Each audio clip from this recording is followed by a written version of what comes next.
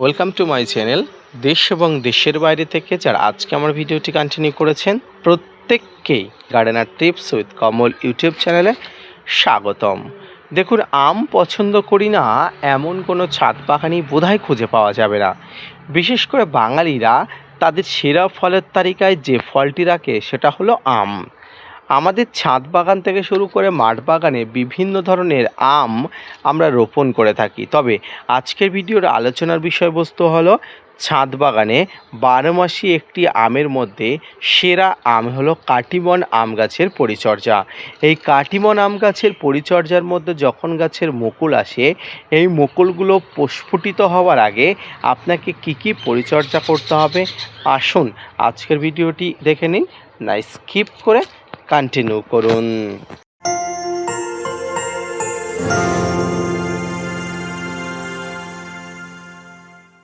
প্রিয় দর্শক এবং শ্রোতা বন্ধুরা, দেশ এবং দেশের বাইরে থেকে যেখান থেকে আজকে আমার ভিডিওটি কন্টিনিউ করেছেন প্রত্যেককে নমস্কার, সালাম, আদাব জানিয়ে আজকের ছোট্ট উপস্থাপনাটি শুরু করছি। এই মুহূর্তে 12 মাসির মধ্যে সেরা এবং মিষ্টতার মধ্যে প্রথম বা এগিয়ে আছে যে ফলটি, সেটা হলো কাটিমন আম গাছ।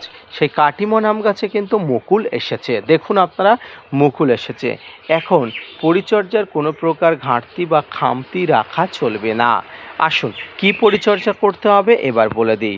যে কোনো আম গাছে যখন মুকুল আসে তখন কিন্তু খুব সাবধানতা অবলম্বন করতে হয়।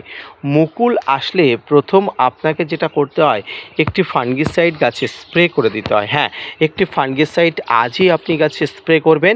এই ফাঙ্গিসাইডের মধ্যে যে কোনো ধরনের ফাঙ্গিসাইড থাকতে পারে, সাপ, ম্যানসার, Bavistin, Ridomil Gold, Blitox, blue copper, M45, Amistar top, Antracol, যে কোনো ধরনের ফাঙ্গিসাইড ব্যবহার করতে পারেন। তবে আমি বলবো একটু ভালো মানের ভালো গ্রুপের ফাঙ্গিসাইড, যেমন আমি এখানে ব্লাইটক্স খুব অল্প মাত্রা করে 1 থেকে 1.5 গ্রাম প্রতি লিটারে নিয়ে আমি স্প্রে করে দেবো গাছের টপ টু বটম। কেন ফাঙ্গিসাইড স্প্রে করতে হবে দেখুন, আপনারা যারা মুকুল সম্পর্কে জানেন, মুকুলের ছোট ছোট যে চোষক, এই যে স্তবক, এই স্তবকগুলো কিন্তু প্রচণ্ড পরিমাণ সুমিষ্ট হয়, যেটা পতঙ্গদের কাছে অত্যন্ত সুলভ খাদ্য হিসাবে গণ্য হয়।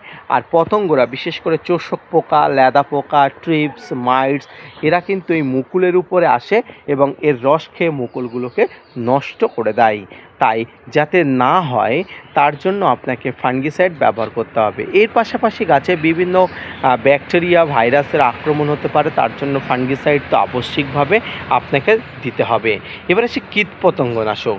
কীটপতঙ্গনাশক আপনাকে ব্যবহার করতে হবে, মাস্ট বি। এখানে কিন্তু কোনো প্রকার গাফিলতি চলবে না।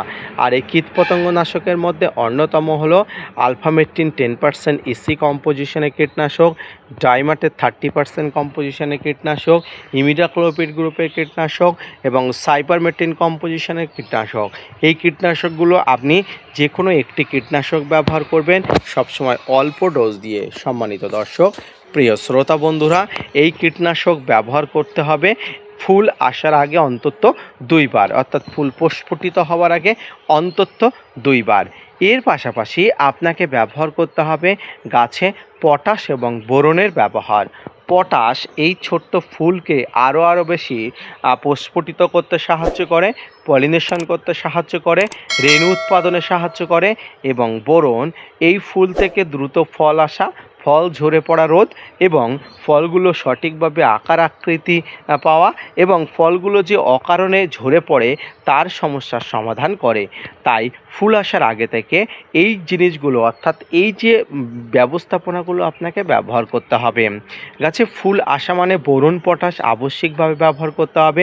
এই মুহূর্তে সবেমাত্র ফুল এসেছে, প্রথম অবস্থায় আপনাকে 1 গ্রাম বোরন, 1 গ্রাম পটাশ স্প্রে করে দিতে হবে গাছে। এরপরে আরও 10 থেকে 15 দিন পরে আরও একবার ডোজ স্প্রে করতে হবে। এরপরে তৃতীয় ডোজ স্প্রে করবেন গাছের সবেমাত্র গুটি ধরলে, অর্থাৎ ছোট ছোট গুটি ধরলে। পটাশ সার যেমন আপনি এখানে স্প্রে করছেন ফুল ধরা আম গাছে, ঠিক তেমনি গাছের গোড়াতেও আপনি পটাশ সার হিসাবে লাল পটাশ বা সাদা পটাশ গুলে কিন্তু ব্যবহার করতে পারেন, দিতে পারেন। সম্মানীয় দর্শক, প্রিয় শ্রোতা বন্ধুরা, গাছের গোড়াতে আপনি এই সময় পরিষ্কার পরিচ্ছন্নতা বজায় রাখবেন। গাছের গোড়াতে কোনো প্রকার নোংরা, ময়লার আবর্জনা বা ময়লার স্তূপ আপনি একদম টলারেট করবেন না।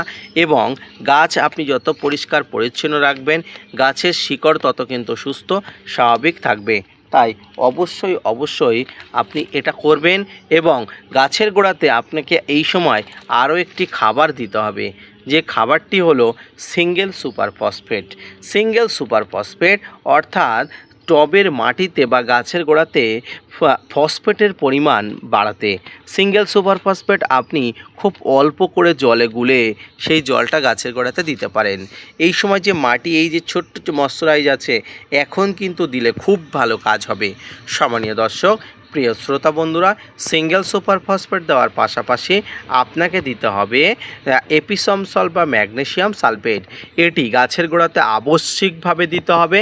এবং এই এপিসম সল্ট বা ম্যাগনেসিয়াম সালফেট গাছের পাতাতে 15 দিন অন্তর একবার করে স্প্রে করতে হবে। এবারে সে গাছের গোড়াতে খাবার দেওয়ার প্রক্রিয়াকরণ। টবের গাছে ফুল আসা মানে যে খাবার দিতে হবে বিশেষ করে আম গাছে, এমনটি নয়।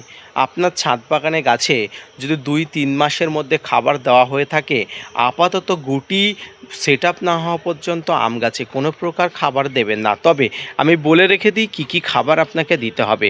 প্রথমত, আম গাছের খাবারের ক্ষেত্রে কোনো প্রকার উল্টোপাল্টা খাবার দেওয়া চলবে না। মাইন্ডেড, কোনো প্রকার উল্টোপাল্টা খাবার দেওয়া চলবে না। সিম্পল প্রসেসে খাবার দেবেন, বেশি প্রসেস করতে যাবেন না, তাতে কিন্তু হিতে বিপরীত হতে পারে। তো কী খাবার দেবেন? প্রথমত আমি বলবো ভার্মি কম্পোস্ট, 1 মুষ্টি পরিমাণ ভার্মি কম্পোস্ট, অল্প পরিমাণ হাড় গুঁড়ো, অল্প পরিমাণ শিংকুচি।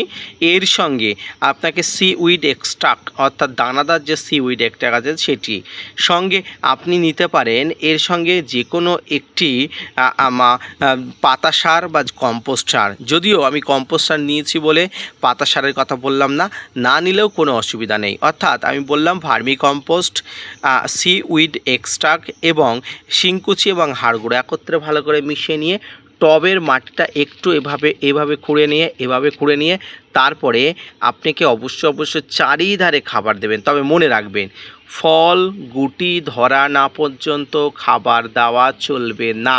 কোনো প্রকার খাবার দেবেন না, মনে রাখবেন। আম গাছের মুকুল আসা মানে আপনাকে সাবধানতা অবলম্বন করতে হবে। সেই সাবধানতা খাবারের ক্ষেত্রেও কিন্তু অগ্রগণ্য, খাবারের ক্ষেত্রেও কিন্তু আপনাকে দেখিয়ে দিতে হবে, বুঝিয়ে দিতে হবে। তাই সব কিছু ঠিকঠাক হতে পারে ফুলগুলো পলিনেশন হয়ে গুটি ধরবে। এবং গুটি আসলে আলাদা যে পরিচর্যা আছে সে সম্পর্কে আপনাকে অবশ্যই অবগতি করব। আজকের ভিডিওটি এই পর্যন্ত। 12 মাসে আম গাছের এই একটি সেরা বৈশিষ্ট্য হলো সব সময় গাছে ফুল আসে, সব সময় ছাদ বাগানে ফল পাওয়া যায়, বিশেষ করে আম ফল।